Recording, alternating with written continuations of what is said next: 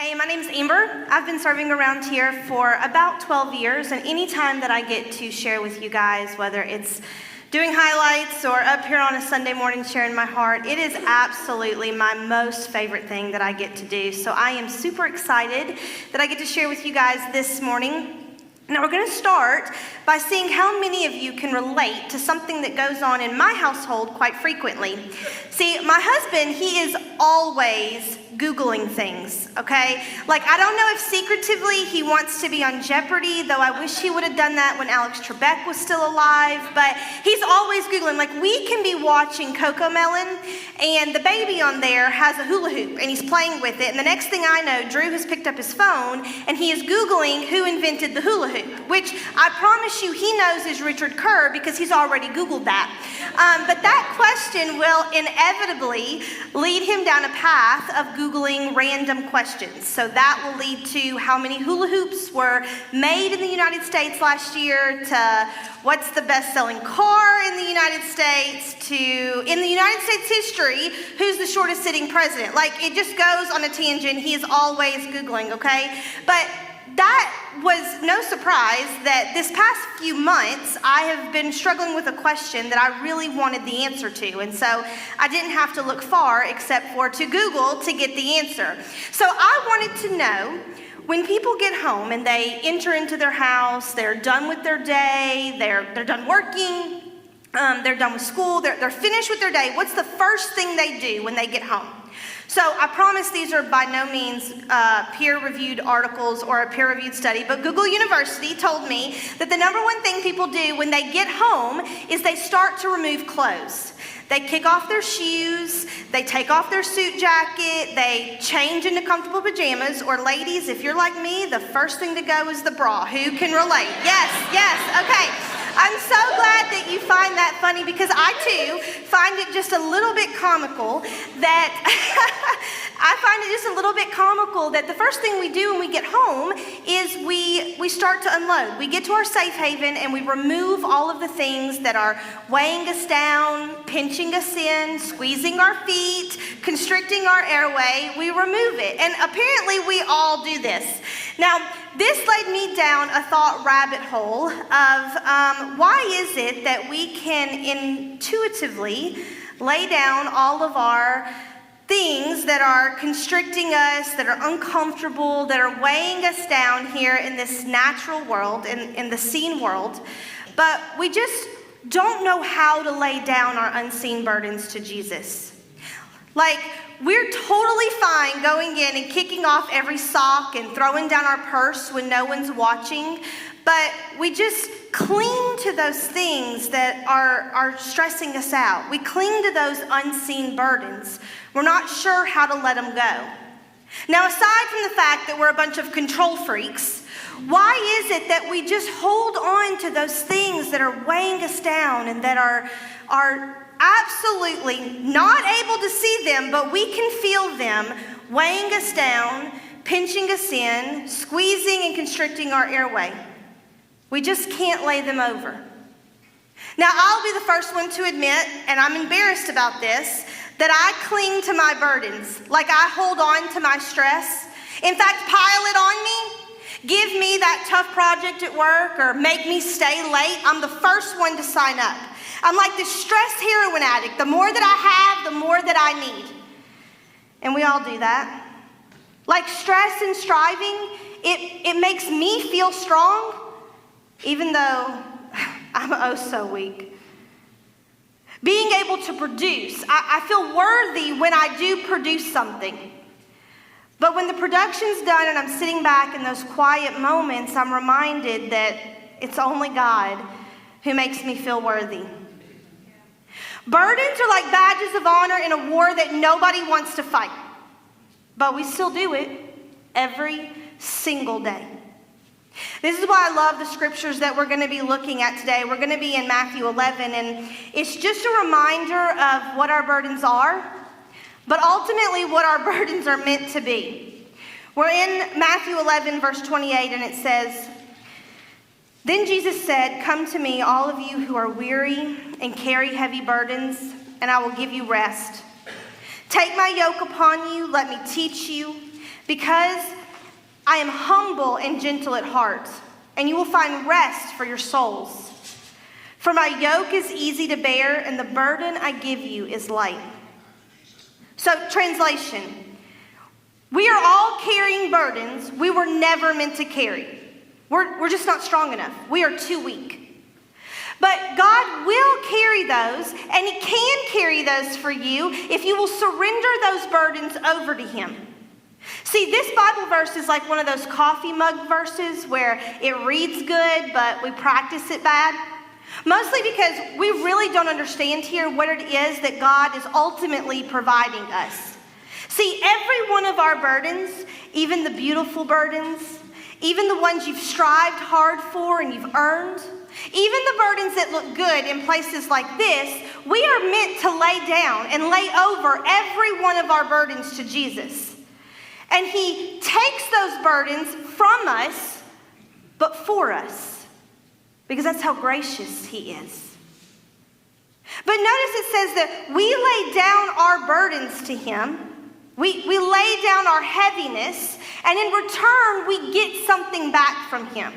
See, we're not just going by Jesus' house and tossing out our burdens. This is not some paper route where we wake up in the morning and we throw our burdens at Jesus' front door and never think about Him again. In other words, we're not saying we're going to give up the responsibility of being a human.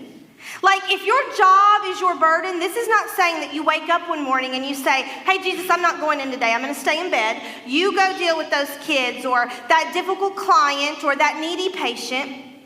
No, this is an invitation for you and I to walk into every weighty and hard moment of our life. And Jesus is saying, I'm going to be there. Jesus is telling you, no, you still have to get up in the morning. You still have to get out of bed. You still have to go do that thing. But I'm going to be right there behind you, carrying every single thing that is heavy and weighing you down. See, we get to lay down the burden of the stress, of worrying about production. We get to lay down what people think. We get to lay all of that on Him, and supernaturally, He provides us rest. Because it's in that rest that humility sets in. Because, see, we get stuck looking around, seeing how God actually worked this thing out for our good, when we finally got out of the way and realized I'm not the number one draft pick I thought I was. But God is still working things out for us. And then we're awakened to His humble and gentle heart. We notice that God's not overbearing, meaning God's not being a bully here. He will let you carry your stuff if you want to.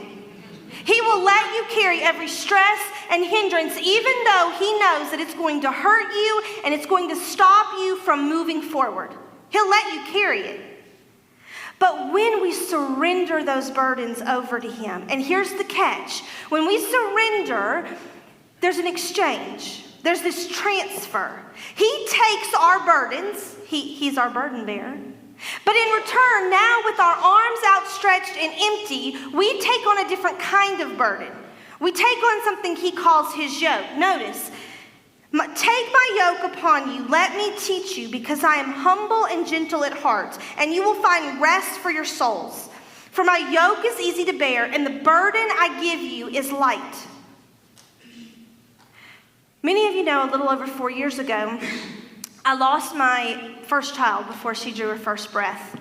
And I've had so many opportunities to share that story with people. And in fact, I've had the privilege of standing up here and sharing it with you all before. And everyone that I tell that story to, many of you included, you guys tell me such encouraging words after, things that are life-giving. You say things like, I'm not sure how you made it through that. I would have lost my ever-loving mind. You were so strong. I don't think I could have been that strong. I would have never gotten up off the floor. And hear me, I take those words as in the encouragement that you mean them to be. I take them as life-giving. But can I tell you something? I did kind of lose my mind. I wasn't strong. So many times all I had when I woke up in the morning were the small ways that I surrendered over to God time and time again, saying things like, Jesus, I'm not strong, but you're strong. I have no idea how I'm supposed to make it through this, but you do. During that time in my life, I was reminded constantly of the story that hung in my grandmother's house. And many of you have probably heard it, and some of you might think it's cheesy, but it's called The Footprints in the Sand. And the premise of this story is that Jesus and the author, which is us, we're walking down a beach with God, and looking back, we notice that there's two sets of footprints through our life, right? Ours and Jesus's. And there comes a time in the author's life where we're faced with a tough decision or grief has hit, and we just happen to glance down and we notice that there's one set of footprints. And y'all, for a brief moment, we think that our God has left us. And then we realize, no, those are actually his footprints because he's carrying us. Because see, this is what Jesus does when we surrender our burdens over. He carries everything that is heavy and everything we were not meant to carry, even if that means that sometimes he's carrying us. Because see, the grief, it was there. The grief, the pain, the sorrow I felt, it is always here. Meaning life is real and it is weighty. I know we're not living some fairy tale gospel. But see, Jesus sees everything in our life that is weighing us down and that is hard. And this is an invitation for him to come alongside you and carry everything that is meant to crush us. Because his grace is enough. His grace will always be enough. His grace, it's enough. Now what's weird is that sometimes we sort our burdens into categories. Those that we've caused, those that have been placed on us, family burdens, friend burdens, work burdens.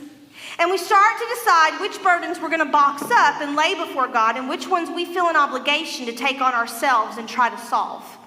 We think that our burdens are too small to deliver to God. All of that, by the way, is control.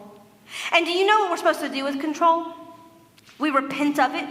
We lay it down. We go before God and we ask him to make us feel ashamed of thinking that we know better than him or that we're stronger than him.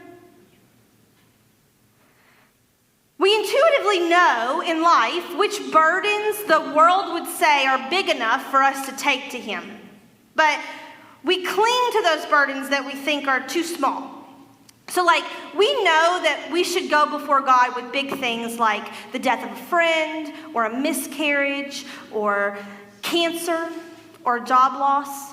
We're okay with taking those and laying those down before God.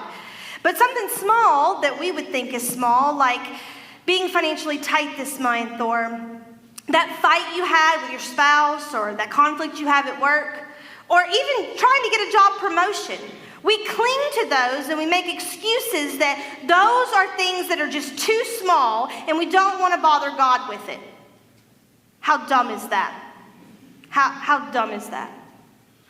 Because the problem is that if we can't acknowledge that we have a burden, something weighing us down that is sitting on our shoulder, chipping away at our mental, physical, and emotional health, we won't hand it over. And we will default to the self-sufficiency, the self-reliant, the self-strength. Notice all that self. If we don't lay it over, we result to what we think we can do. And I want you to notice what Peter tells us that we're supposed to do with our burdens, with all of our burdens. He says, give all your worries and cares to God because he cares about you. Lay them all down. See, we can't start picking and choosing which burdens we're going to cling to and which ones we're going to lay down before God, because we weren't meant to carry anything that God did not give to us. And we can only carry the things that he gave to us because he provides for us what it is we need to carry what it is he's handed over. Too many times we blur the lines between who we are and what we do. And that brings on this anxiousness and stress that we were never meant to carry. I know a lot of times in my life I've caught myself saying this phrase, I have to do this.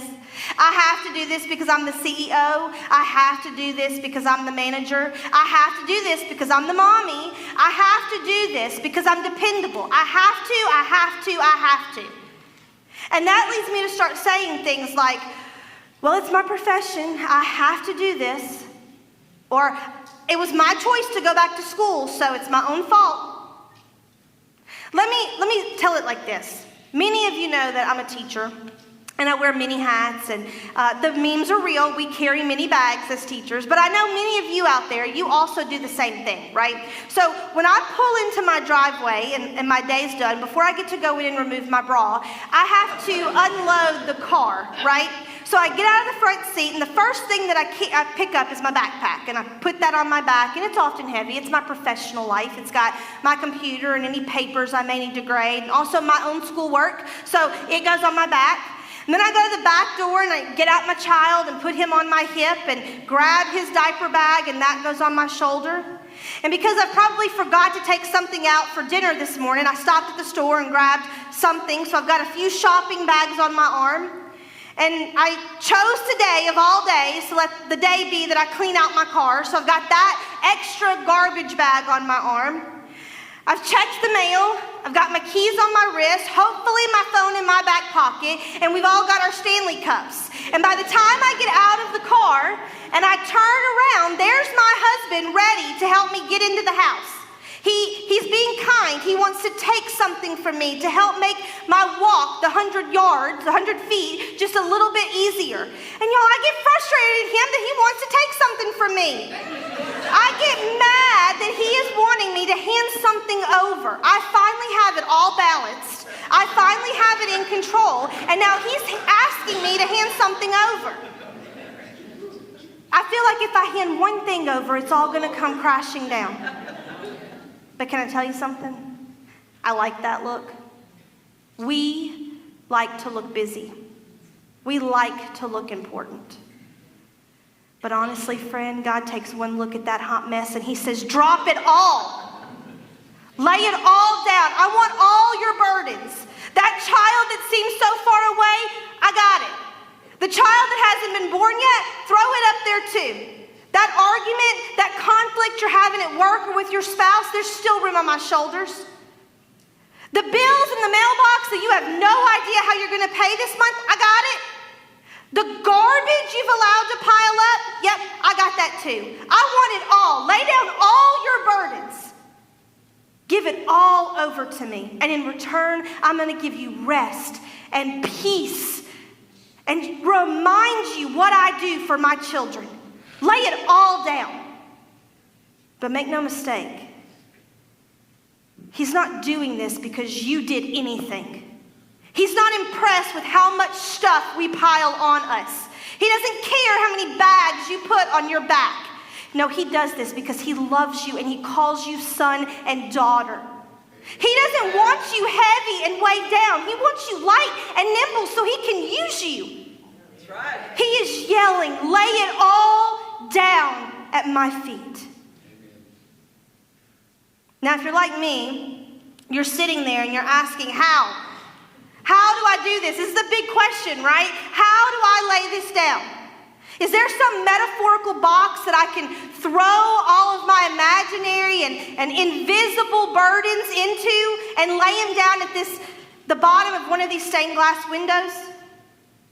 How do I lay down something that's invisible but yet very visibly crushing me? How do I do it? Now, for clarity, there's no list I'm going to give you. There's not some checklist on how you can go and lay down your burdens. I'm not going to send you out of here with 7 ways to lay down your burdens to God. No, this is about abiding. About trusting at deeper levels, about real relationship with Jesus. I love how David tells us, and he puts these words into reality. He says, be still and know that I am God. So 2 commands. Be still, know that I'm God. Be still and know that I am God. In other words, you get to take a beat, relax, take a breath, chill for a minute. Open your spiritual eyes to see that God is at work. God says, be still and know that I'm God. Okay, what do we know about God? We know that he's a God that made us in his image. That means no one is an accident. He's a God that made a covenant with us, which means that he's got big plans for you and me, just like any father has big plans for their child. He's a God who is quick to forgive, which is great because we're slow to learn and we are apt to blow it at any minute. Yet he continuously invites us into a deeper relationship with him. What else do we know about God? Well, we know he's a God who works on our behalf. You know how I know that? Because in Isaiah 64 it says, since ancient times, no one has perceived, no ear has heard, no eye has seen any God besides you who works on behalf. Are you hearing that part? He works on behalf. He works on behalf of those who wait for him. David says, be still and know that we've got a God who works when we wait. We have a God who works when we pause and get out of the way and give him room to move. That's our God. Be still.